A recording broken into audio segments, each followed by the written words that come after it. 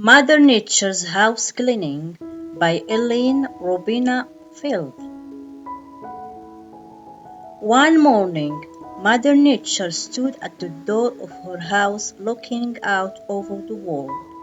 King Winter's reign was over, and he had gone back to his home at the North Pole, and spring was coming over the hill with her three little helpers to make Mother Nature a visit.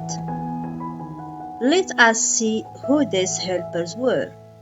First, there was Roguish March, with his rosy cheeks and his curly hair flying in the winds that blow all about him. Next came Baby April, with her apron full of violets, daffodils, and green grasses.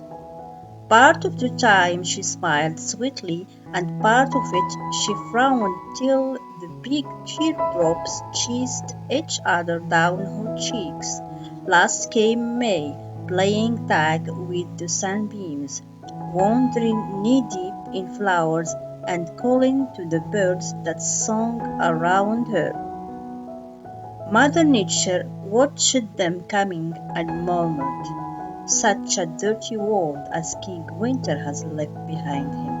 It must be cleaned up before the little girls, April and May, come, but March, I am sure, will want to help me do it."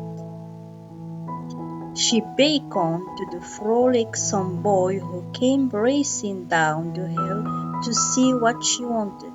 "I must have some rain to wash away all this dirty snow," she said.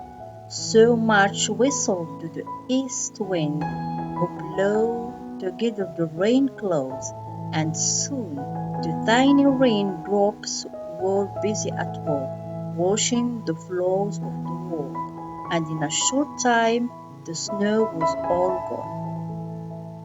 Then Mother Nature wanted the sky ceilings cleaned, so this time March whistled to the west wind, who began to sweep away the cloud cobwebs from the sky till the cheery old sun smiled again and shone Mother Nature a bright good morning.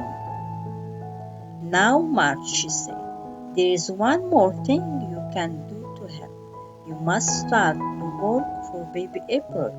Then March, with the south wind to help him, awoke the seeds, whispered to the trees to begin to bud, started the brook singing, and called the robins back from the south. When his visit was over, Mother Nature thanked him for helping her so well on all of the 31 days she had spent with her, and told him she would send for him again when her next cleaning day came around. The end.